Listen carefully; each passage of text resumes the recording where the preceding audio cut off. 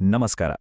ಕೇವಲ ಒಂದೇ ಒಂದು ಸಾಮಾಜಿಕ ಕ್ರಾಂತಿ ಪಕ್ಕದ ರಾಜ್ಯದ ಇಡೀ ಸಾಹಿತ್ಯ ಮತ್ತು ಜಾನಪದವನ್ನೇ ಬುಡಮೇಲು ಮಾಡಿದ್ರೆ ಹೇಗಿರುತ್ತೆ? ಹೌದು, ನಾವು ನೇರವಾಗಿ ಇವತ್ತಿನ ಈ ಅದ್ಭುತವಾದ ವಿಶ್ಲೇಷಣೆಗೆ ಹೋಗೋಣ. 12ನೇ ಶತಮಾನದ ಒಂದು ಕ್ರಾಂತಿ ನೆರೆಯ ಭಾಷೆಯ ಸಾಹಿತ್ಯದ ಮೇಲೆ ಹೇಗೆ ಅಚ್ಚಳಿಯದೆ ಪ್ರಭಾವ ಬೀರಿತು ಅನ್ನೋದನ್ನ ನಾವಿಲ್ಲಿ ನೋಡಲಿದ್ದೇವೆ. ಇಲ್ಲಿ ಕಾಳೋ ಒಂದು ದೊಡ್ಡ ಪ್ರಶ್ನೆ ಅಂದ್ರೆ, ಒಂದು ಭಾಷೆಯ ಸಾಮಾಜಿಕ ಸುಧಾರಕ ತೀರಾ ಬೇರೊಂದು ಭಾಷೆಯಲ್ಲಿ ಹೊಸ ಸಾಹಿತ್ಯ ಪ್ರಕಾರಗಳನ್ನೇ ಸೃಷ್ಟಿಸಲು ಹೇಗೆ ಸ್ಫೂರ್ತಿಯಾಗ್ತಾನೆ? ಸಮಾನತೆ ಅನ್ನೋ ಒಂದು ಮಹಾನ್ ಐಡಿಯಾ ಗಡಿಗಳನ್ನ ಹೇಗೆಲ್ಲ ದಾಟುತ್ತೆ ಅನ್ನೋದೇ ಈ ಕಥೆಯ ಅಸಲಿ ಮ್ಯಾಜಿಕ್. ಬನ್ನಿ, ಈ ಕ್ರಾಂತಿಕಾರಿ ಪಯಣವನ್ನ ಶುರು ಮಾಡೋಣ. ಸರಿ, ಈ ರೋಚಕ ಪಯಣದಲ್ಲಿ ನಾವು ಏನೆಲ್ಲ ನೋಡ್ಲಿದ್ದೇವೆ ಅನ್ನೋದರ ಒಂದು ಸಣ್ಣ ಮುನ್ನೋಟ ಇಲ್ಲಿದೆ. ಗಡಿಗಳನ್ನ ಮೀರಿದ ಆದರ್ಶಗಳು, ಸಾಹಿತ್ಯ ಸಾಮಾನ್ಯರ ಕೈಸೇರಿದ್ದು, ಆಮೇಲೆ ಅಶಬ್ದ ನಾದ ಅಥವಾ ಅಕೂಸ್ಟಿಕ್ ತಾಂಡವ, ಉದಾಹರಣಾ ಸಾಹಿತ್ಯ, ಹಾಗೆ ಕೊನೆಯಲ್ಲಿ ಶಾಶ್ವತವಾಗಿ ಉಳಿದು ಬಂದ ಸಂಸ್ಕೃತಿಯ ಬಗ್ಗೆ ಒಂದೊಂದಾಗಿ ತಿಳಿಯೋಣ. ಮೊದಲನೇದಾಗಿ, ಈ ಇಡೀ ಸಾಂಸ್ಕೃತಿಕ ಬದಲಾವಣೆಯ ಕೇಂದ್ರಬಿಂದುವಾಗಿರೋ 12ನೇ ಶತಮಾನದ ಆ ಶ್ರೇಷ್ಠ ಸುಧಾರಕ ಬಸವಣ್ಣನವರ ಕ್ರಾಂತಿಕಾರಿ ವಿಚಾರಗಳಿಂದನೇ ನಮ್ಮ ಈ ಅಧ್ಯಯನ ಶುರು ಮಾಡೋಣ. ಒಮ್ಮೆ ಈ ಟೈಮ್ಲೈನ್ ನೋಡಿ. 12ನೇ ಶತಮಾನದ ಕಲ್ಯಾಣದಲ್ಲಿ ಮೊಳಗಿದ ಬಸವಣ್ಣನವರ ವಚನಗಳು. 13ನೇ ಶತಮಾನದ ಹೊತ್ತಿಗೆ ಮಹಾಕವಿ ಪಾಲ್ಕುರಿಕಿ ಸೋಮನಾಥನ ಬಸವಪುರಾಣಮು ಕೃತಿಯ ಮೂಲಕ ತೆಲುಗು ನಾಡಿಗೆ ಹೇಗೆ ಎಂಟ್ರಿ ಕೊಟ್ಟು, ಮತ್ತೆ ಅಲ್ಲಿಂದ 17ನೇ ಶತಮಾನದ ಯೋಗಿ ವೇಮನನ ಕಾವ್ಯದವರೆಗೆ ಈ ಸಮಾನತೆಯ ತತ್ವಗಳು ಹೇಗೆ ಟ್ರಾವೆಲ್ ಆಯಿತು ಅನ್ನೋದು ನಿಜಕ್ಕೂ ಇಂಟ್ರೆಸ್ಟಿಂಗ್ ಆಗಿದೆ. ಇಲ್ಲಿ ಗಮನಿಸಬೇಕಾದ್ದು ಬಸವಣ್ಣನವರ ಈ ಮೂಲ ವಚನವನ್ನ. ಉಳ್ಳವರು ಶಿವಾಲಯವ ಮಾಡುವರು, ನಾನೇನ ಮಾಡುವೆ ಬಡವನಯ್ಯ, ಎನ್ನ ಕಾಲೇ ಕಂಬ ದೇಹವೇ ದೇಗುಲ. ಹಬ್ಬ, ಕೇವಲ ಕಲ್ಲಿನ ದೇವಸ್ಥಾನಗಳನ್ನೇ ನೆಚ್ಚಿಕೊಂಡಿದ್ದ ಅಂದಿನ ಕಾಲದಲ್ಲಿ ಓಡಾಡುವ ಈ ಮನುಷ್ಯನ ದೇಹವೇ ನಿಜವಾದ ದೇವಸ್ಥಾನ ಅಂತ ಸಾರಿದ ಈ ಸಾಲುಗಳು ಎಷ್ಟೊಂದು ಪವರ್ಫುಲ್ ಅಲ್ವಾ? ಈಗ 13ನೇ ಶತಮಾನದ ಕವಿ ಪಾಲ್ಕುರಿಕಿ ಸೋಮನಾಥನ ಬಗ್ಗೆ ಮಾತಾಡಲೇಬೇಕು. ಈತ 2 ಭಾಷೆಗಳ ನಡುವೆ ಒಂದು ಅದ್ಭುತವಾದ ಸೇತುವೆಯನ್ನೇ ಕಟ್ಟಿದ್ದ. ತನ್ನ ವೃಷಾಧಿಪ ಶತಕಮು ಅನ್ನೋ ತೆಲುಗು ಕೃತಿಯಲ್ಲಿ ಆ ಅಪ್ಪಟ ಕನ್ನಡ ವಚನದ ಸಾಲುಗಳನ್ನ ಸ್ವಲ್ಪವೂ ಬದಲಿಸದೆ ಹಾಗೆ ಬಳಸ್ಕೊಂಡ. ಆ ವಚನದ ತಾತ್ವಿಕ ಶಕ್ತಿ ಕಡಿಮೆಯಾಗಬಾರ್ದು ಅಂತ ಆತ ಮಾಡಿದ ಈ ಪ್ರಯತ್ನ ಹ್ಯಾಟ್ಸ್ ಆಫ್ ಹೇಳುವಂಥದ್ದು.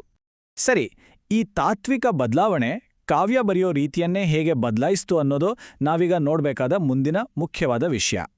ಒಮ್ಮೆ ಇಲ್ಲಿನ ವ್ಯತ್ಯಾಸ ನೋಡಿ.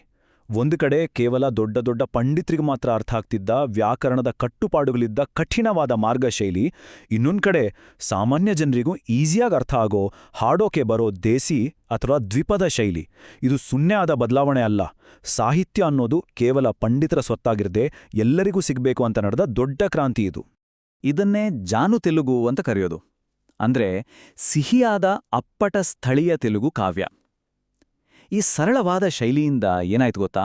ಅರಮನೆಯ 4 ಗೋಡೆಗಳ ಮಧ್ಯೆ ಇದ್ದ ಕಾವ್ಯ ಹಳ್ಳಿಯ ರೈತರಿಗೂ ಕಾರ್ಮಿಕರಿಗೂ ಅರ್ಥ ಆಗೋಕೆ ಶುರುವಾಯಿತು. ನಿಜವಾದ ಪ್ರಜಾಪ್ರಭುತ್ವ ಅಂದ್ರೆ ಇದೇ ಅಲ್ವಾ? ಜ್ಞಾನ ಅನ್ನೋದು ಇನ್ಮುಂದೆ ಎಲ್ಲರದೂ ಆಯ್ತು. ಇನ್ನು ಭಾಷಿಕ ಜಗತ್ತಿನ ಅತ್ಯಂತ ರೋಚಕವಾದ ಆವಿಷ್ಕಾರದ ಬಗ್ಗೆ ನಾವೀಗ ಮಾತಾಡೋಣ. ಅದೇ ಪಂಚಪಾಷಾಣ ಪದ್ಯಗಳು. ಕೇಳೋಕೆ ಒಂಥರ ಅಕೌಸ್ಟಿಕ್ ತಾಂಡವ ಇದ್ದಾಗೆ. ಈ ಸಾಲುಗಳನ್ನು ಸ್ವಲ್ಪ ಸೂಕ್ಷ್ಮವಾಗಿ ಕೇಳಿ. ಡಮರುಗ ಜಾತ ದಂಡ ರೆಮುಡಂಡ ಟಟಕೀ ಟಟ ಟಟ್ಟಕಿ ಟಟಟ. ಈ ಟ ಡ ಢ ಣ ನೋ ಕಠಿಣ ಅಕ್ಷರಗಳನ್ನು ಬಳಸಿ ಸಾಕ್ಷಾತ್ ಪರಶಿವನ ಡಮರುಗ ಮತ್ತೆ ಅವನ ರುದ್ರ ತಾಂಡವವನ್ನ ಕಾವ್ಯದಲ್ಲೇ ಎಷ್ಟು ಚೆನ್ನಾಗಿ ಸೃಷ್ಟಿಸಿದ್ದಾರೆ. ಸಮಾಜದ ನಿದ್ದೆ ಬಿಡಿಸೋಕೆ ಈ ಥರದ ಶಬ್ದ ಖಂಡಿತ ಬೇಕೇ ಬೇಕಿತ್ತು. ಆದ್ರೆ ಇಲ್ಲಿ ಅಚ್ಚರಿಯ ವಿಷಯ ಏನಂದ್ರೆ, ಇದು ಕೇವಲ ಭಕ್ತಿಯ ಕಾವ್ಯ ಮಾತ್ರ ಅಲ್ಲ. ಕಲ್ಲಿನಷ್ಟೇ ಕಠಿಣವಾದ ಈ ಪದ್ಯಗಳನ್ನ ಪ್ರಾಚೀನ ಕಾಲದ ಸ್ಪೀಚ್ ಥೆರಪಿ ಥರ ಕೂಡ ಬಳಸ್ತಿದ್ರು. ನಾಲಿಗೆ ಮಡಚಿ ಈ ಅಕ್ಷರಗಳನ್ನ ಉಚ್ಚರಿಸಿದಾಗ ಮೆದುಳಿನ ನರಮಂಡಲ ಚುರುಕಾಗುತ್ತು. ಉಚ್ಚಾರಣಾ ದೋಷಗಳನ್ನ ಸರಿಪಡಿಸೋ ವಿಜ್ಞಾನವನ್ನ ಭಕ್ತಿ ಜೊತೆ ಎಷ್ಟು ಅದ್ಭುತವಾಗಿ ಬ್ಲೆಂಡ್ ಮಾಡಿದ್ದಾರೆ ಅಲ್ವಾ? ಮತ್ತೊಂದು ಇಂಟ್ರೆಸ್ಟಿಂಗ್ ವಿಷಯ ಅಂದ್ರೆ, ಈ ಪದ್ಯಗಳ ಕೊನೆಯಲ್ಲಿ ಬರೋ ಬಸವೇಶ ಪಾಹಿಮಾಂ ಅಂದ್ರೆ ಬಸವೇಶನೇ ರಕ್ಷಿಸು ಅನ್ನೋ ಸಾಲು. ಸಾಮಾನ್ಯವಾಗಿ ದೇವಸ್ಥಾನದ ದೇವರಿಗೆ ಮಾತ್ರ ಹೀಗೆ ಬೇಡ್ಕೊಳ್ಳೋದು ವಾಡಿಕೆ. ಆದ್ರೆ ಕಾಯಕ ಮತ್ತು ದಾಸೋಹವನ್ನ ನಂಬಿದ್ದ ಒಬ್ಬ ಸಾಮಾನ್ಯ ಮಾನವ ಸುಧಾರಕನಿಗೆ ಈ ಮಟ್ಟದ ಸ್ಥಾನ ಕೊಟ್ಟಿದ್ದು ನಿಜಕ್ಕೂ ಒಂದು ಬೌದ್ಧಿಕ ಕ್ರಾಂತಿನೇ ಸರಿ. ಬಸವಣ್ಣನವರ ಪ್ರಭಾವ ತೆಲುಗು ನಾಡಿನಲ್ಲಿ ಎಷ್ಟರ ಮಟ್ಟಿಗೆ ಇತ್ತು ಅಂದ್ರೆ, ಕೇವಲ ಅವರನ್ನ ಹೊಗಳೋದಕ್ಕಾಗಿಯೇ ಉದಾಹರಣ ಸಾಹಿತ್ಯ ಅನ್ನೋ ಒಂದು ಕಂಪ್ಲೀಟ್ ಹೊಸ ಸಾಹಿತ್ಯ ಪ್ರಕಾರವನ್ನೇ ಹುಟ್ಟಾಕಿದ್ರು. ಸರಿ, ಈ ಹೊಸ ಉದಾಹರಣ ಸಾಹಿತ್ಯದ ಸ್ವರೂಪ ಹೇಗಿತ್ತು? ಇದು 8 ವಿಭಕ್ತಿ ಪ್ರತ್ಯಯಗಳನ್ನ ಒಂದು ಸೀಕ್ವೆನ್ಸಲ್ಲಿ ಬಳಸುತ್ತೆ. ಸಂಸ್ಕೃತದ ಕ್ಲಾಸಿಕಲ್ ವೃತ್ತಗಳನ್ನ ನಮ್ಮ ನೆಲದ ಜನಪದರ ಕಳಿಕ ಮತ್ತೆ ಉತ್ಕಳಿಕ ಅನ್ನೋ ತಾಳಗಳ ಜೊತೆ ಬೆಸೆಯುತ್ತೆ. ಅಂದ್ರೆ ಎಲೈಟ್ ಪಂಡಿತರ ಶೈಲಿಯನ್ನ ಸಾಮಾನ್ಯರ ಶೈಲಿ ಜೊತೆ ಸೇರಿಸಿ ಸಮಾನತೆಯನ್ನ ಸಾಹಿತ್ಯದಲ್ಲೂ ತಂದ್ರು.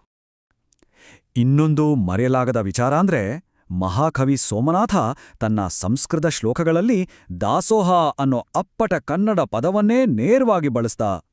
ಕಷ್ಟಪಟ್ಟು ದುಡಿದಿದ್ದನ್ನ ಯಾವುದೇ ಅಹಂಕಾರ ಇಲ್ಲದೆ ಹಂಚೋ ಈ ದಾಸೋಹ ತತ್ವ ನಾನು ಕೊಡ್ತಾ ಇದ್ದೀನಿ ಅನ್ನೋ ಅಹಂಕಾರದ ದಾನಕ್ಕಿಂತ ಎಷ್ಟೋ ಮೇಲು ಅಂತ ತೋರ್ಸಕ್ಕೆ ಈ ಪದವನ್ನ ಹಾಗೇ ಉಳಿಸ್ಕೊಂಡ. ಈ ಸಾಹಿತ್ಯ ಬರೆಯೋ ಸ್ಟೈಲ್ ಕೂಡ ತುಂಬಾನೇ ವಿಭಿನ್ನ. ಮೊದಲು ಪ್ರಥಮಾ ವಿಭಕ್ತಿಯಿಂದ ಶುರುವಾಗಿ ಆಮೇಲೆ ಉಳಿದ 7 ವಿಭಕ್ತಿಗಳನ್ನ ಸುತ್ತಿ ಬರ್ತದೆ. ಫೈನಲ್ ಆಗಿ 8 ದಿಕ್ಕುಗಳಿಂದ ಬಸವಣ್ಣನವರ ವ್ಯಕ್ತಿತ್ವದ ಕಂಪ್ಲೀಟ್ನೆಸ್ ಅನ್ನ ಸಾರುವ ಎಲ್ಲಾ ವಿಭಕ್ತಿಗಳು ಸೇರಿರೋ ಸರ್ವ ವಿಭಕ್ತಿ ಪದ್ಯದಲ್ಲಿ ಇದು ಎಂಡ್ ಆಗುತ್ತೆ. ತುಂಬಾನೇ ಸಿಸ್ಟಮ್ಯಾಟಿಕ್ ಆಡಿದಲ್ವಾ? ಇತಿಹಾಸದ ಪುಟಗಳನ್ನ ತಿರುವಿ ಹಾಕಿದ್ರೆ ಸಾಹಿತ್ಯ ಫಸ್ಟ್ ರಾಜರಿಗೆ, ದೇವರಿಗೆ ಹುಟ್ಟಿ ಆಮೇಲೆ ಸಾಮಾನ್ಯ ಜನರಿಗೆ ತಲುಪುತ್ತೆ. ಅದೇ ಈ ಉದಾಹರಣ ಸಾಹಿತ್ಯದ ಹಿಸ್ಟ್ರಿನೋ ಸಂಪೂರ್ಣ ಉಲ್ಟಾ. ಇದು ಮೊದಲು ಹುಟ್ಟಿದ್ದೇ ಒಬ್ಬ ಸಮಾಜ ಸುಧಾರಕನಿಗಾಗಿ, ಆಮೇಲಷ್ಟೇ ಅದು ಮುಂದಿನ ಶತಮಾನಗಳಲ್ಲಿ ದೇವರು ಮತ್ತು ರಾಜರಿಗಾಗಿ ಬಳಕೆಯಾಯಿತು. ಕ್ರಾಂತಿಕಾರಿ ಐಡಿಯಾಗಳು ಇತಿಹಾಸದ ರೂಟನ್ನೇ ಹೇಗೆ ಚೇಂಜ್ ಮಾಡ್ತವೆ ಅನ್ನೋದಕ್ಕೆ ಇದಕ್ಕಿಂತ ಒಳ್ಳೆ ಉದಾಹರಣೆ ಬೇಕಾ? ಕೊನೆಯದಾಗಿ ಈ ಗ್ರೇಟ್ ಸಾಹಿತ್ಯಿಕ ವಿಚಾರಗಳು ಕೇವಲ ಪುಸ್ತಕಗಳಲ್ಲಿ ಕೊಳೆಯದೆ ಶತಮಾನಗಳ ನಂತರ ಜನಸಾಮಾನ್ಯರ ಬದುಕಿನಲ್ಲಿ, ಜಾನಪದದಲ್ಲಿ ಹೇಗೆ ಬೆರೆತು ಹೋದ್ವು ಅನ್ನೋದನ್ನ ನೋಡೋಣ. 17ನೇ ಶತಮಾನದ ಫೇಮಸ್ ಕವಿ ಯೋಗಿ ವೇಮನ ಕೇಳ್ತಾನೆ, ಕಲ್ಲಿನ ಬೊಂಬೆಗಳಿಗೆ ಮೃಷ್ಟಾನ್ನ ನೀಡಿ ನಡೆಯುವ ಮನುಷ್ಯನನ್ನೇಕೆ ನಿರ್ಲಕ್ಷಿಸುವಿರಿ? ಎಷ್ಟೊಂದು ಡೈರೆಕ್ಟ್ ಆದ ಪ್ರಶ್ನೆ ಅಲ್ವಾ?